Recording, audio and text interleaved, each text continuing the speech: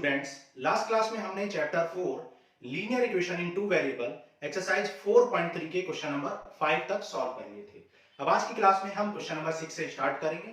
तो चलो स्टार्ट करते हैं। क्वेश्चन नंबर 6 कह रहा है, if the work done by a body on application of a constant force is directly proportional to the distance travelled by the body, express this in the form of an equation in two variable. इसको two variable की equation में आपको express करना है and draw the graph of the same, और इसका graph draw करना है by taking the constant force of 5 unit. Also read from the graph the work done when the distance is 2 unit and 0 unit. जब distance 2 unit and 0 unit है तो आपको graph को read कर वर्क डन भी बताना है। तो देखो करते हैं question 6।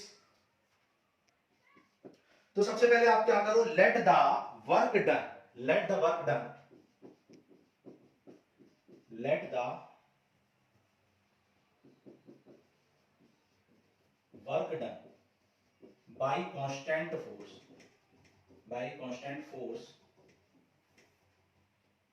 of 5 unit is y units। ठीक है, तो आपने क्या लेट किया, the work done bye constant force. जब कांस्टेंट फोर्स लगाया तो कितना वर्क डन हुआ, जब 5 यूनिट का कांस्टेंट फोर्स लगाया तो कितना वर्क डन हुआ, y यूनिट्स का वर्क डन हुआ। एंड डिस्टेंस ट्रेवल्ड, और उस टाइम पर कितनी डिस्टेंस ट्रेवल हुई, and distance travelled is x units. ठीक है, आप जानते हो जब किसी भी बॉडी को फोर्स लगाते हैं तो फोर्स लगाने से वो अपनी कुछ डिस्टेंस कवर करती है, डिस्प्लेस हो जाती है। ठीक है, और डिस्प्लेस होने की वजह से कुछ वर्क डन करना आपको पड़ता है। ठीक है, और वो वर्क डन आप जानते हो, वर्क डन क्या होता है, work done is given bye, work done, यहां पर वर्क डन को हमने y लेट किया, तो work done is given by y equal to force, और यहां पर फोर्स कितना है 5 यूनिट इनटू डिस्प्लेसमेंट या डिस्टेंस, और डिस्प्लेसमेंट हमने x यूनिट लेट किया। सो यहां पर हमें इक्वेशन क्या मिल जाएगी, y equal to 5x, and this is the required equation, this is required equation जो कि हमें निकालनी थी, जो कि टू वेरिएबल इक्वेशन। ओके, तो इक्वेशन तो हमें मिल गई। अब हमें क्या करना है, ग्राफ ड्रॉ करना है। और ग्राफ ड्रॉ करने के लिए क्या स्टेप्स बताई थी, सबसे पहले सॉल्यूशंस फाइंड करोगे। तो step 1, find solution, find at least 2 solution, कम से कम 2 सॉल्यूशन फाइंड करो। तो कैसे फाइंड करोगे, take x equal to 0, x की वैल्यू 0 ले लो। जब x की वैल्यू 0 लोगे तो y इक्वल टू कितना है 5x, तो y भी आपका आ जाएगा 0। ठीक है, तो when x is 0 y is also 0, x 0 है तो y भी 0 है। Now take x equal to 1, x की वैल्यू 1 ले लो, तो y कितना आ जाए, y आ जाए 5 into 1 दैट इज 5। ठीक है, टेक x इक्वल टू 2, तो y की वैल्यू क्या आ जाए 5 into 2 दैट इज 10 यूनिट्स। ठीक है, तो ये आपका क्या मिल गया, आपको x की डिफरेंट डिफरेंट वैल्यूज के लिए y की वैल्यू मिल गई। ठीक है, यहां पर हम क्या करेंगे, एक टेबल बना लेंगे, टेबल ऑफ सॉल्यूशन। तो टेबल में मैंने क्या किया, x की वैल्यू जब मैंने 1 ली तो y आया, x की वैल्यू 0 ली तो y आया 0, x की वैल्यू 1 ली तो y आया 5, x की वैल्यू 2 ली तो y आया 10। ठीक है, यहां x क्या है, x है आपकी डिस्टेंस और y है आपका वर्क डन। ठीक है, ठीक है, वर्क डन, जबकि फोर्स कांस्टेंट है। ओके, अब देखो ड्रॉ करते हैं इसको।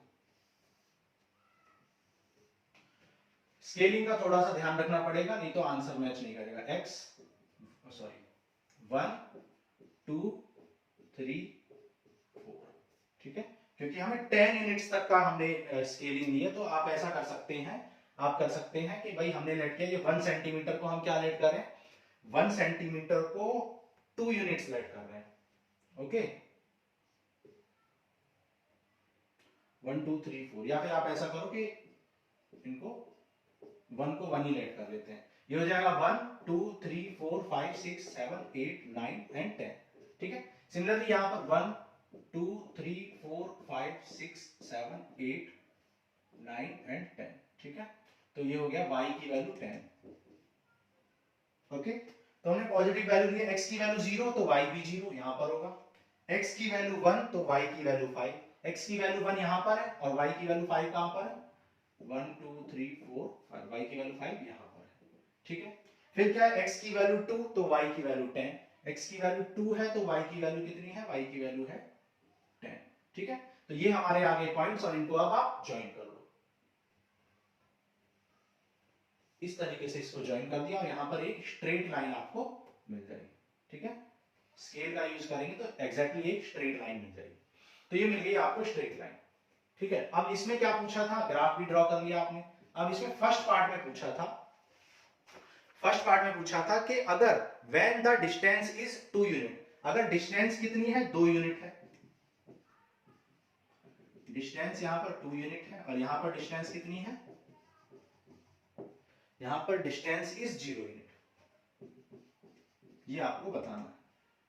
ठीक है, तो आप देख सकते हो जब डिस्टेंस हमने किसको लेट किया है, डिस्टेंस हमने लेट किया है x को, और x ये है और ये y है। तो x यानी डिस्टेंस जब 2 यूनिट है, आप देख सकते हो जब डिस्टेंस 2 यूनिट है तो यहां पर वर्क डन कितना आ रहा है, ग्राफ से रीड करो, x की वैल्यू जब 2 है तो y की वैल्यू 10 आ रही है, ग्राफ से आप बता सकते हो। तो यहां पर फर्स्ट का आंसर क्या हो जाएगा, फर्स्ट का आंसर आप लिख सकते हो when distance is 2 unit, work done is 10 units. ठीक है, और 10 जूल। ठीक है, work done is 10 unit. Similarly when distance is 0 unit, जब डिस्टेंस 0 यूनिट है तो वर्क डन कितना है, वर्क डन भी 0 यूनिट है, क्योंकि जब x 0 है तो उस जगह पर y भी 0 है, क्योंकि ओरिजिन से पास हो रहा है, x 0 तो y भी 0, हमने पुट करके भी निकाला। तो हम ग्राफ से रीड करके भी बता पा रहे हैं। इसी तरीके से अगर मैं आपसे पूछूं कि जब x की वैल्यू 3 होगी, y की वैल्यू कितनी होगी, तो उसके लिए आपको क्या करना पड़ेगा, बस सीधा ऐसे ज्वाइन करना। x की वैल्यू जब 3 यहां पर कट करेगी तो आपको ग्राफ को देखना है भाई y की वैल्यू कितनी आ रही है। अभी हम नहीं बता सकते क्योंकि स्केल्ड डायग्राम नहीं है, लेकिन जैसे अगर हमें x की वैल्यू 3 पर y की वैल्यू निकालनी है तो हम यहां पर बता पाते देख के ही। ठीक है, तो ये ब्यूटी होती है ग्राफ ड्रॉ करने की। ओके, तो हमने कर लिया क्वेश्चन नंबर 6। क्वेश्चन 7 करते हैं, नोट करो। क्वेश्चन नंबर 7 कह रहा है, Yamini and Fatima, 2 student of class 9th of school, together contributed 100 towards the PM relief fund to help the earthquake victims. Write a linear equation which satisfy the data. You may take their contribution x and y. Draw the graph of the same. ठीक है, तो contribution को x and y let कर लो. Let the contributed money. Question number 7. Let the contributed money by Yamini and Fatima is x and y rupees. माना x और y rupees का contribution किया था यामिनी और फातिमा ने। ठीक है, तो अकॉर्डिंग टू क्वेश्चन दोनों ने मिलकर कितना कंट्रीब्यूशन किया, 100 रुपीस का। तो x plus y equal to 100 होना चाहिए, क्योंकि यामिनी ने कितना कंट्रीब्यूशन किया, x रुपीस का, फातिमा ने y रुपीस का, तो दोनों ने 100 का क्वेश्चन ने दिया है, तो x और y का सम 100 रुपीस होगा, दोनों ने मिलकर 100 पे किया है। तो कह रहा है कि इस इक्वेशन को इस कंडीशन को लीनियर इक्वेशन में रिप्रेजेंट करो। तो this is the required linear equation in 2 variable for given condition. दी गई कंडीशन के लिए क्या है, रिक्वायर्ड लीनियर इक्वेशन है। फिर कह रहा है कि right a linear equation which satisfy the data and draw the graph of the same, और इसका ग्राफ भी आपको ड्रॉ करना है। तो ग्राफ भी ड्रॉ कर लेते हैं, बहुत इजी है। मान लो x एक्सिस है, ये y एक्सिस है, यहां पर 10 की स्केलिंग ले लेते हैं, 10 20 30 40 50। ठीक है, 100 तक आपको जाना है तो 20 की ले लेते हैं, सॉरी। ठीक है, तो 20 40 60 80 100। ठीक है, सिमिलरली यहां पर भी 100 सॉरी 10 20 40 60 80 और 100। ओके, तो ये हमने x एक्सिस और y एक्सिस, ये हमारा x डैश होगा, ये y डैश होगा। ओके, अब क्या करोगे, स्टेप नंबर 1 क्या बताई थी आपको, step 1 take x equal to 0, x equal to 0 लो, तो वहां से y की वैल्यू निकालो, मतलब सॉल्यूशन फाइंड करो। तो यहां पर सॉल्यूशन क्या मिल गया, यहां पर सॉल्यूशन मिल गया 0, 100। फिर take y equal to 0, y की वैल्यू 0 लो, तो y की वैल्यू 0 लेने से x प्लस 0 इक्वल टू 100, तो x आ जाएगा 100, x की वैल्यू 100 आ गई, तो सॉल्यूशन क्या आ जाएगा आपका, सॉल्यूशन आ जाएगा 100, 0। इसको टेबल फॉर्म में लिख दो सॉल्यूशन को। क्या मिला मुझे, x एंड y। x कितना है 0, तो y मिला 100, y 0 तो x मिला 100। x 0 तो y 100, y 0 तो x 100, ठीक है। तो यहां पर इनको ड्रॉ कर लो। स्टेप नंबर 2 क्या थी, एक्स वाई प्लेन को ड्रॉ करो और उस पर इन पॉइंट्स को प्लॉट कर दो। तो 0, 100, x की वैल्यू 0 कहां होती है, y एक्सिस पर। तो y एक्सिस पर 100 और x की वैल्यू 0 तो ऑलरेडी होती है y एक्सिस पर। फिर x की वैल्यू 100 कहां है, ये रही, और y की वैल्यू 0 तो पूरे x एक्सिस पर ही होती है। तो यहां पर हो जाएगा 100, 0। इसको आप क्या लिख सकते हो, 100, 0 लिख सकते हो इस पॉइंट को। दोनों पॉइंट्स को ज्वाइन कर दो और ज्वाइन करने से आपको जो स्ट्रेट लाइन मिलेगी, this is the straight line और graph of the given linear equation in two variable. दी गई linear equation in two variable का ग्राफ आपको मिल गया। आप यहां पर और भी वैल्यू ले सकते थे, x 50 लेते तो y भी 50 आता, x 50 लेने से y भी 50 आता। इसका मतलब 50, 50 भी इस इक्वेशन का सॉल्यूशन है। तो 50, 50 भी इस इक्वेशन पर लाई करेगा। चेक कर लो, देखो ये क्या है, 40 और 60 के मिड में 50, और यहां देखो, और यहां पर भी ये मिड में कट करेगा, क्योंकि हमारा स्केल्ड डायग्राम नहीं है इसलिए थोड़ा सा आउट हो रहा है, ठीक है। तो यहां मान लो 80 है, ये 60 है, और यहां पर एग्जैक्टली 50 पर हमारा ये लाई करेगा। तो यहां पर 50, 50 भी हमारा सॉल्यूशन होगा, क्योंकि स्केल्ड डायग्राम नहीं है इसलिए आउट हो रहा है, इसलिए 50, 50 आउट हो रहा है थोड़ा सा, लेकिन 50, 50 लाई करेगा इस लाइन के ऊपर। इसी तरीके से 40 एंड 60 भी लाई करेगा। 40 प्लस 60 100 होता है, 30 प्लस 70 100 होता है, 0 प्लस 100 100 होता है, 100 प्लस 0 100 होता है ना। infinite number of solutions are possible because infinite number of points can lie on this line। इस लाइन पर infinite number of points lie करते हैं, इसलिए infinite number of solution होंगे, infinite number of value of x and y होंगी जो satisfy करेंगे given condition को। ओके, तो ये हमने कर लिया क्वेश्चन नंबर 7। नोट करो, फिर आगे करते हैं क्वेश्चन 8। देखो क्वेश्चन 8 करते हैं, कह रहा है in countries like USA and Canada temperature is measured in Fahrenheit. ठीक है, यूएसए और कनाडा में टेम्परेचर को फारेनहाइट में मेजर करते हैं। While whereas in countries like India, India में it is measured in Celsius, और इंडिया में सेल्सियस में मेजर होता है।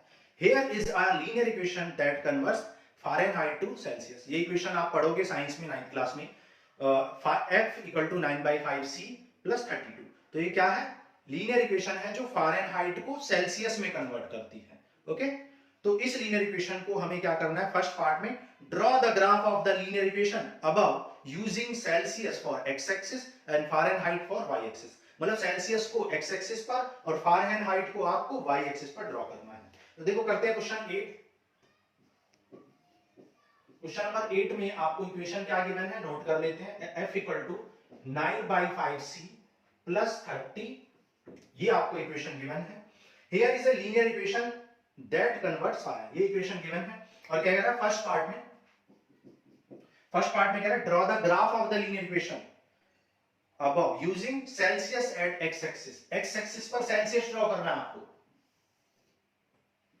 ठीक है। एक्स एक्सिस पर क्या ड्रॉ करना है, सेल्सियस ड्रॉ करना है, और वाई एक्सिस पर क्या ड्रॉ करना है, फारेनहाइट को ड्रॉ करना है, ठीक है। तो वाई एक्सिस पर फारेनहाइट को ड्रॉ करना है, ठीक है।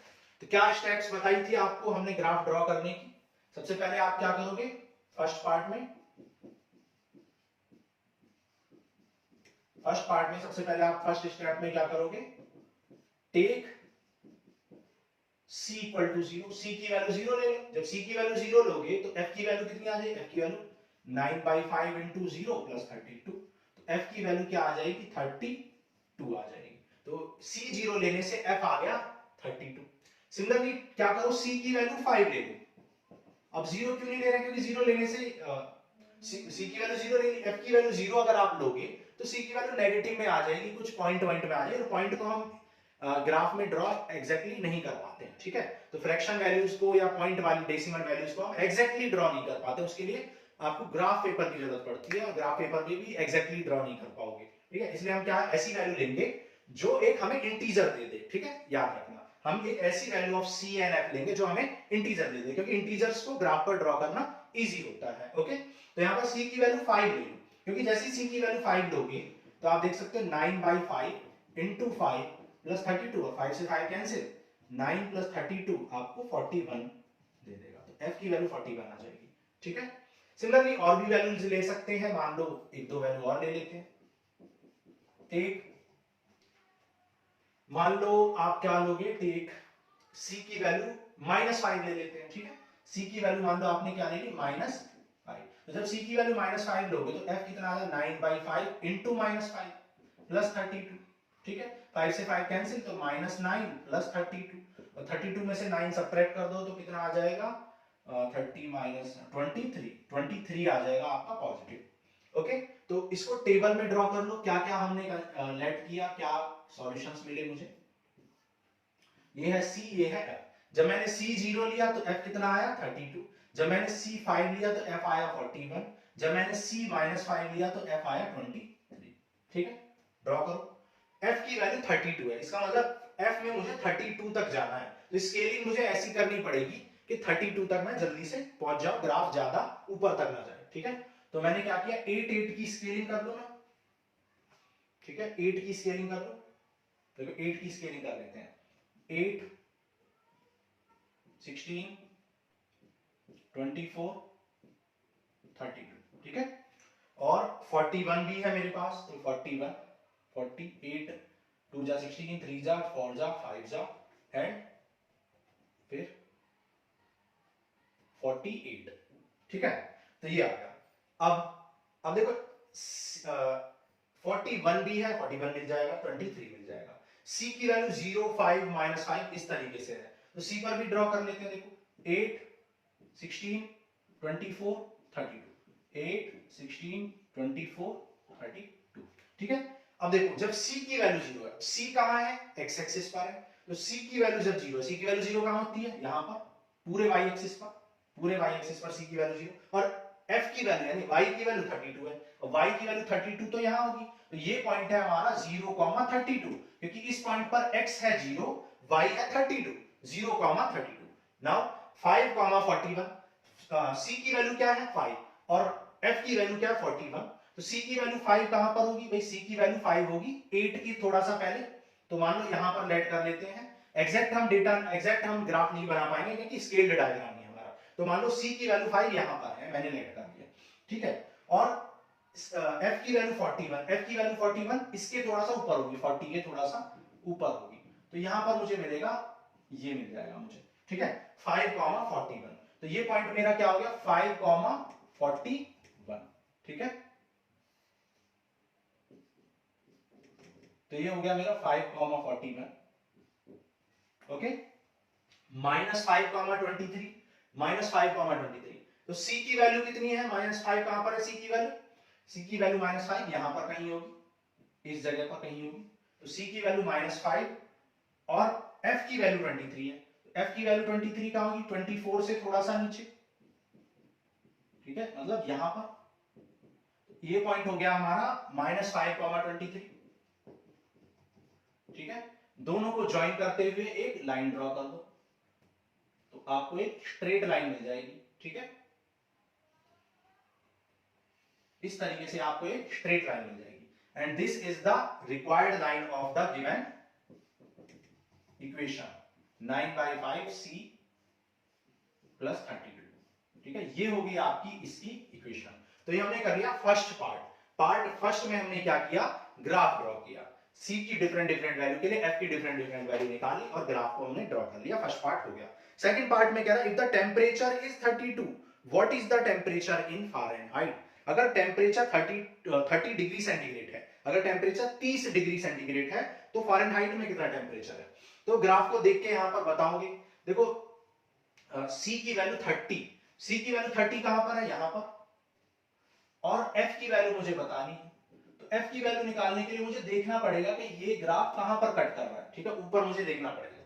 ठीक है, तो उससे बेटर है कि आप क्या करो, आपको स्केल डायग्राम यहां पर करना पड़ेगा, क्योंकि मैंने स्केल डायग्राम नहीं निकाला, तो मैं यहां पर फॉर्मूले से निकाल के आपको करा देता हूं। सेकंड पार्ट में 9/5 c प्लस 32, तो कह रहा है c की वैल्यू अगर 32 हो, इफ c इक्वल टू 32, अगर c की वैल्यू 32 हो तो क्या होगा, चेक सॉरी 30, c की वैल्यू अगर 30 है तो 5 6 जा 30, 9 6 जा 54 प्लस 32, ये आ जाएगा 4 and 2 6, 5 and 3 8, तो 86 आ जाएगा आपका आंसर फारेनहाइट में। तो 86 पर ये ग्राफ कट करेगा, ऊपर यहां पर कहीं 86 पर ग्राफ कट करेगा जब आप देखोगे तो यहां पर। ठीक है, तो निकाल लोगे ये, आपको स्केल्ड डायग्राम बनाना पड़ेगा। ओके, थर्ड पार्ट करते हैं, कह रहा if Fahrenheit is 95 what is the temperature in Celsius. ठीक है, तो पार्ट 3 में क्या कह रहा है, पार्ट 3 में कह रहा है इफ f इज 95, अगर f की वैल्यू 95 है तो c की वैल्यू क्या होगी। ठीक, इफ f इक्वल टू 95 तो c आपको निकालना है, तो पुट कर दो f की value 95 equal to 9 by 5c plus 32, ये 32 इधर जाएगा तो सबट्रैक्ट हो जाएगा, तो 95 minus 32 equal to 9 by 5c, 32 subtract कर दो, 5 minus 2 3, 9 minus 3 6 equal to 9c by 5। ठीक है, तो यहां से 5 इधर मल्टीप्लाई में 63 इंटू 5 और ये 9 चला जाएगा डिवाइड में, तो यहां से c की वैल्यू आ जाएगी 9 7 जा 63, 7 5 जा 32, तो c की वैल्यू क्या आ जाएगी आपको 30 ना 7 5 जा 35, तो c की वैल्यू आ जाएगी 35। ओके, नाउ कह रहा है if the temperature is 0 what is the temperature in Fahrenheit, and if the temperature is 0 degree Fahrenheit what is the temperature in Celsius. ये तो आप ग्राफ को देख के ही बता पा रहे हो। ठीक है, फोर्थ पार्ट यहां पे कर लेते हैं। पार्ट 4 में कह रहा है कि अगर c की वैल्यू 0 तो f की वैल्यू क्या होगी। ठीक है, तो c की वैल्यू 0, तो आप देख सकते हो जब c की वैल्यू 0 है तो f की वैल्यू कितनी आ रही है 32 आ रही है, यहां पे हमने निकाला भी है कि जब c 0 तो f कितना है 32 निकल के आया। ग्राफ को देख के भी बता सकते हो, c 0 मतलब x एक्सिस की वैल्यू 0 तो f कितना है 32 है, क्योंकि c की वैल्यू 0 का मतलब होता है y एक्सिस पर। इफ c इज 0, जब c की वैल्यू 0 है इस जगह पर, तो f की वैल्यू 32 पर, ग्राफ 32 पर है, तो देन f इज 32। ठीक है, तो ये हो गया हमारा आंसर। फिर कह रहा है if f is 0, if f equal to 0, जब f 0 है तो c की वैल्यू क्या है ये आपको निकालना है, तो पुट करके निकाल लो। यहां पर f की वैल्यू 0 पुट करो, 0 equal to 9 by 5c plus 32, 32 इधर जाएगा तो माइनस 32, 5 मल्टीप्लाई में चला जाएगा और 9 यहाँ पर डिवाइड में, तो यहाँ से c की वैल्यू आ जाएगी। ठीक है, तो 32 5 जा कितना हो जाएगा 160 बाई 9। ठीक है, तो इतना सेल्सियस आपका आंसर आ रहा है माइनस 160 बाई 9। ठीक है, तो ग्राफ को देख के भी ये बता सकते हैं, लेकिन जब एक डायग्राम स्केल्ड होगा ओनली तब। ओके, नोट करो, फिर आगे करेंगे पार्ट 5। देखो पार्ट 5 कह रहा है is there a temperature which is numerically the same both Fahrenheit and Celsius, if yes what is. बहुत इंपॉर्टेंट क्वेश्चन। ठीक है, ये जनरल नॉलेज में भी ये क्वेश्चन पूछा जाता है कि भाई फ़ारेनहाइट और सेल्सियस दोनों की वैल्यू किस टेम्परेचर पर इक्वल हो जाती है, मतलब कितने फ़ारेनहाइट की वैल्यू मतलब फ़ारेनहाइट में भी वैल्यू और सेल्सियस में भी इक्वल कब हो जाएगी। तो देखो कैसे करेंगे फिफ्थ पार्ट, और ये पूछा भी बहुत ज्यादा आता है स्कूल एग्जाम्स में। कह रहा है is there a temperature which is numerically same both for Fahrenheit and Celsius.